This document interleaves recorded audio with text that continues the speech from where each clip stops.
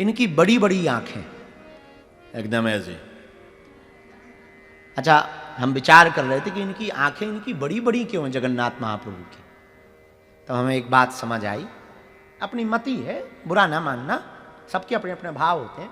हमारा ऐसा भाव है, आंखें फाड़ फाड़ के देख रहे कि कौन कौन आया है।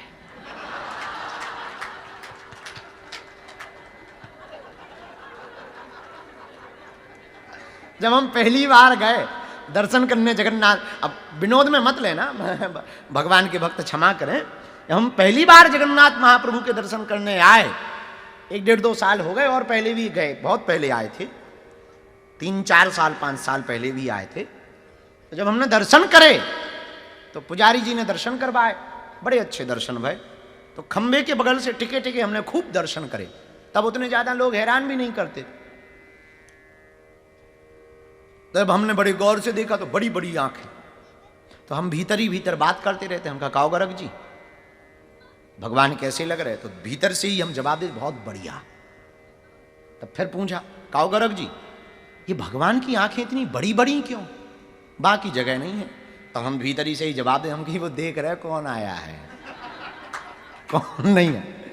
पर हमें एक बात, ये तो हो गई भाव की बात, पर एक बात और सच भी यही है, ठाकुर जी बड़ी बड़ी निगाहें करके अपने भक्तों के दुखों और पीड़ा का हरण करने को बैठे।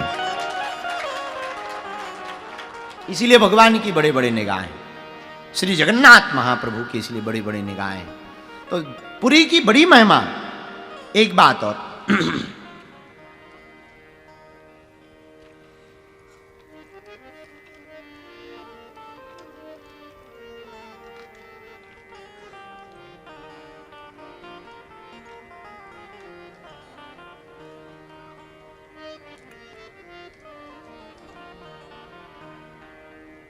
भगवान अनेक रूप में अनेक जगह पर बैठे, लेकिन यहां पर आप जब दर्शन करेंगे तो आपको ठाकुर जी राधा जी के साथ नहीं मिलेंगे, बहन सुभद्रा जी के साथ विराजमान। दाऊ भैया हैं, बहन सुभद्रा हैं और ठाकुर जी। अब चर्चा करते हैं कि ठाकुर जी यहां पर इस रूप में क्यों बैठे हैं और यहां पर ये 3 रूप ठाकुर जी ने क्यों बनाए और यहां पर क्यों आए, इस पर हम आपको बहुत अद्भुत चर्चा यहां पर वर्णन आया है। पुरुषोत्तम क्षेत्र महात्म्य में भी आया। ये पूरा क्षेत्र नील पर्वत पर सुशोभित है। पुरुषोत्तम क्षेत्र में वर्णन आया, नीलाचलेन महता मध्यस्थेन विराजतम एकस्तन्विव पृथिव्याः सुदूरात् प्रतिभावितम।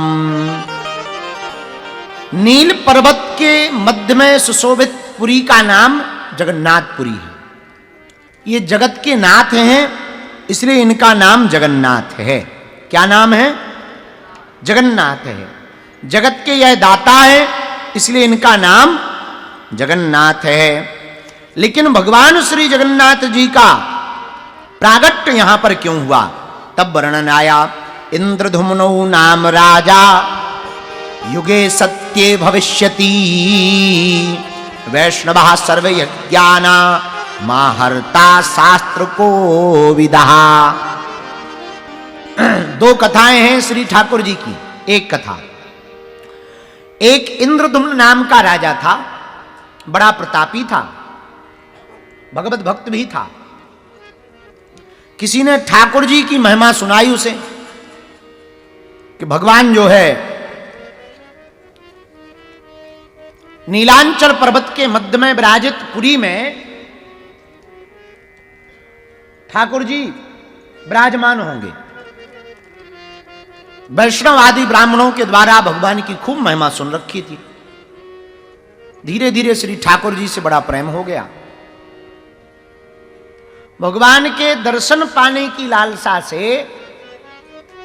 खूब उत्कंठा जागी और यत्र तत्र ब्राह्मण आचार्यों से भगवत प्राप्ति के मार्ग पूछने लगा। भगवान भी बड़े दयालु। एक दिन भगवान स्वप्न में आए और बोले, सुनो, अमुक अमुक दारुक वृक्ष के यहां की लकड़ी कटवा कर एक बूढ़ा ब्राह्मण आएगा, उसके द्वारा हमारी मूर्ति को बनवाकर नीलांचर पर्वत के मध्य में पुरी में जाकर के हमको स्थापित कर देना, और कलिकाल में हमारी पूजा भगवान जगन्नाथ महाप्रभु के रूप में होगी। जय हो महाराज। स्वप्न की बात सत्य मानकर राजा प्रणाम करके उठ बैठा।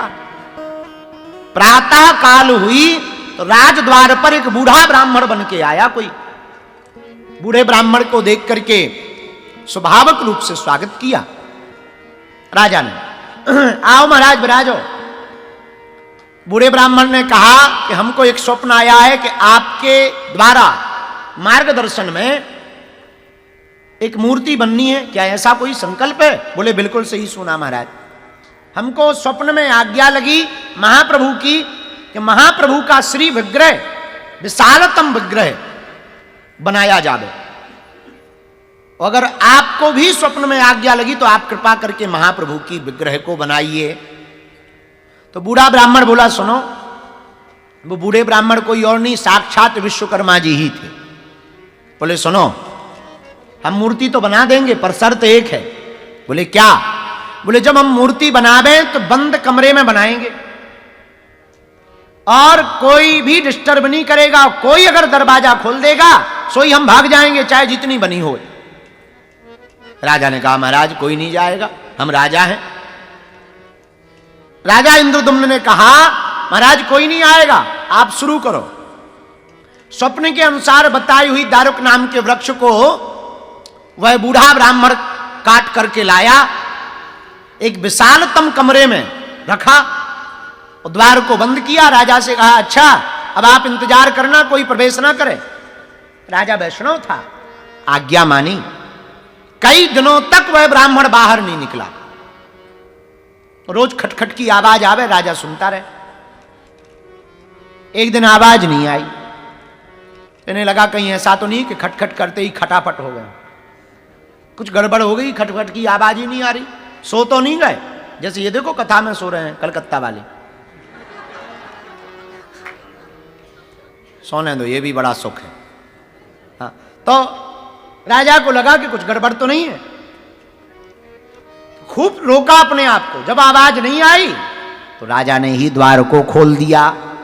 द्वार को खोला तो मूर्ति अधूरी बनी थी, हाथ पूरे बन नहीं पाए थे, ऐसे ही थे, यहां तक पैर भी नहीं बन पाए थे। और वह बूढ़ा ब्राह्मण अंतर ध्यान हो गया था। राजा समझ गए हमसे बड़ी भूल हुई। वो ब्राह्मण कोई और नहीं, साक्षात श्री विश्वकर्मा जी थे। पर अब क्या है, अब तो मूर्ति का प्रण था, एक बार में ही बनेगी, तो कोई बनते हुए देखे ना। बड़ा मन में ग्लानि छाई, खूब रोने लगे इंद्रदुम्न। मन में पीड़ा हुई, खूब रोने लगे। तब रात्रि काल में फिर जगन्नाथ प्रभु प्रकट भये। बोले भैया हमारी इतनी ही इच्छा थी, हम अधूरे नहीं हैं, पूरे हैं। और एक काम करो, स्थापना करवाओ।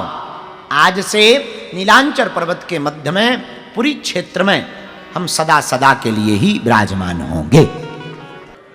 बड़ा नाम है उसको, फेमस। और उसके क्षेत्र के लोग, जिला के लोग डरते हैं, भयंकर गुंडा भैया।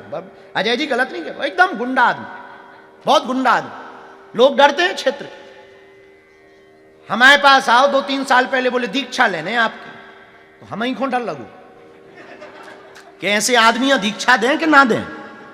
कल के दिन ही को दिमाग खराब हो जाए तो गोलियन से बात करत, बोलियन से करते ही नहीं है।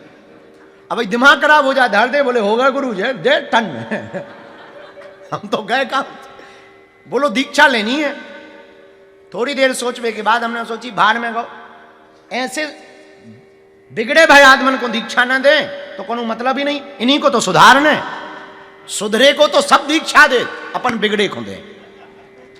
तो हमने दीक्षा दे दी, कान फूंक दे, बड़ी श्रद्धा दिखाने लगो गुरु हमके चेले। पर आशीर्वाद तो दें, पर भीतर तो लगे। अच्छा आशीर्वाद भी लें तो कुर्ता ऊपर होगा, पीछे दोनों दिखानी।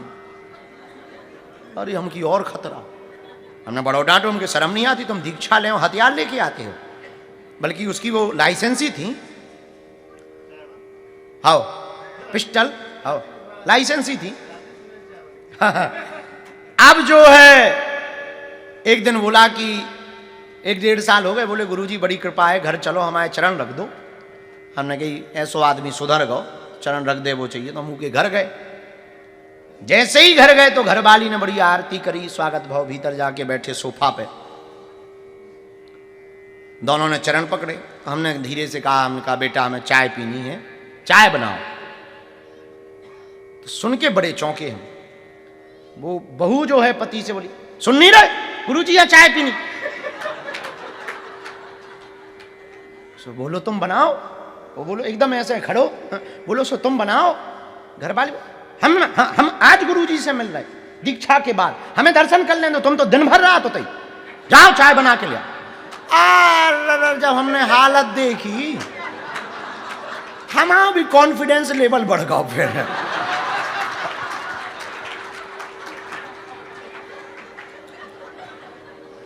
तो हम जो ऐसे बैठे थे उनके सामने तनक ऐ तो करी थे, हाँ ठीक है, हमने बना ले आओ। हम समझ गए कि इसकी चाबी यहाँ है। जैसे पुरानी फिल्मों में नहीं, कई बार जादूगरों की जान तोते में होती है। हमने कहा बाहर में गया, जा बना लिया। तो क्या सुना रहे थे हम?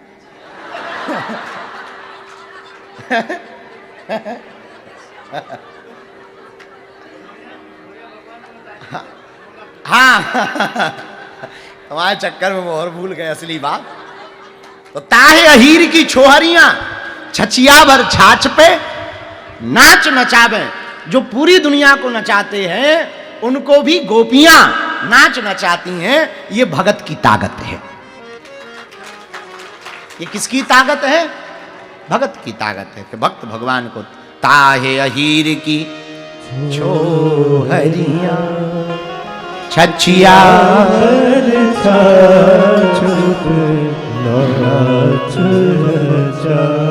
जिनकी दृष्टि से त्रिभुवन सनाथ है, जो जग के मालिक और जग के नाथ हैं, फैलाकर आज अपने दोनों हाथ हम कहते हैं अपनाने हमें आए हैं जगन्नाथ।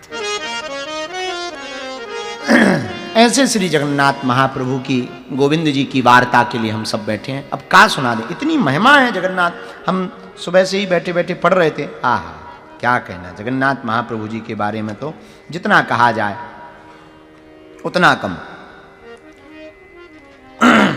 पुरुषोत्तम क्षेत्र महात्मा में श्री जगन्नाथ स्वामी जी की इतनी महिमा गाई गई। आहा बोलो श्री जगन्नाथ महाप्रभु जी की, पुरुषोत्तम भगवान की। अच्छा, एक जगह लिखा ब्रह्म हत्यादि पापानां शोधकम यस्य नाम वै कीर्तितम सर्व शुभदम नमस्तस्मै शुभात्मने। किसी को ब्रह्म हत्या लग गई हो, ब्राह्मण की ब्रह्म हत्या लग करके कोई पापी बन गया हो, वो भी केवल एक बार जगन्नाथ महाप्रभु की ध्यान का, नाम का स्मरण कर ले, एक रात निवास यहां कर ले, तो वो ब्रह्म हत्या से मुक्त हो जाता है। ऐसी जगन्नाथ महाप्रभु की महिमा है। ये पूरा जगन्नाथपुरी का क्षेत्र शंखाकार में है। कौन से आकार में है? शंखाकार में। वैसे तो पंचकोशी परिक्रमा का महत्व है 15 किलोमीटर का। 5 कोसी परिक्रमा है यहाँ की 15 किलोमीटर की। लेकिन ये जगन्नाथपुरी का पूरा क्षेत्र, पूरी क्षेत्र लगभग 140 किलोमीटर का माना गया। कितना? 140 किलोमीटर।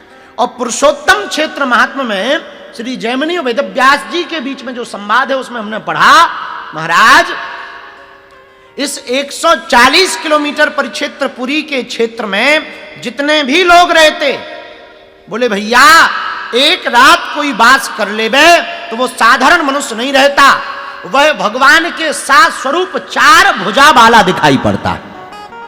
बोले किसको? बोले देवताओं को। तो यहां रहने वाले लोग साधारण मनुष्य नहीं दिखाई पड़ते, देवताओं को यहां के लोग भगवान के साथ स्वरूप दिखाई पड़ते हैं, भगवान के जैसे दिखाई पड़ते। भगवान श्री हरि के कितने हाथ हैं? 4। 4 भुजाओं वाले लोग दिखाई पड़ते हैं। जगन्नाथ प्रभु की केवल इतनी महिमा नहीं है। कलिकाल में एक समय ऐसा आएगा कलयुग में कि सभी नदियां विलुप्त होंगी। गंगा जी, जमुना जी आदि आदि जितनी नदियां हैं विलुप्त हो जाएंगी। सब तीर्थ विलुप्त हो जाएंगे, लोप हो जाएंगे। अब वैसे विलुप्त का तो सीधा सा उदाहरण यही है, अभी भी गंगा जी दूषित हैं, जमुना जी भी दूषित हो गई, तो धीरे धीरे असली रूप चला जाएगा, नकली बचेगा। यही विलुप्त होना है। देवताओं की मूर्तियों का देवत्व चला जाएगा, लेकिन भैया कलयुग के अंतिम चरण तक जगन्नाथ महाप्रभु की मूर्ति का देवत्व नहीं जाएगा। अंतिम कलयुग के अंतिम तक 4,32,000 वर्ष के अंतिम तक जगन्नाथ महाप्रभु का स्वरूप जैसा था वैसा ही रहेगा। यहां की महिमा नहीं घटेगी, पूरी दुनिया के तीर्थों की महिमा घट जाएगी। कलयुग जब अपनी चरम सीमा पर होगा, अंधविश्वास पाखंड जब अपनी चरम सीमा पर होगा, तो सब तीर्थों की महिमा घटेगी, परंतु जगन्नाथ महाप्रभु की महिमा नहीं घटेगी। इतना ही नहीं, साधारण नहीं है जगन्नाथ महाप्रभु, ना ना, साक्षात ठाकुर जी यहां विराजमान, और अपने साथ स्वरूप में ही उनका यह क्षेत्र है।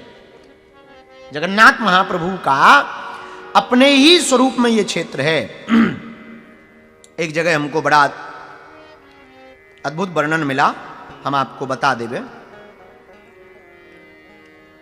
चराचर सदा बंदा चरणम तम परायणम नारायणम जगद्ध्योनि सृष्टि संहृति कारणम। भगवान जो जगन्नाथ जी की मूर्ति है वो दारुक नाम के पेड़ से बनाई जाती है। दारुक, यहां उड़िया भाषा में उसको दारुक कहते हैं, पर हिंदी में उसे नीम कहते हैं, पर उड़िया भाषा में दारुक।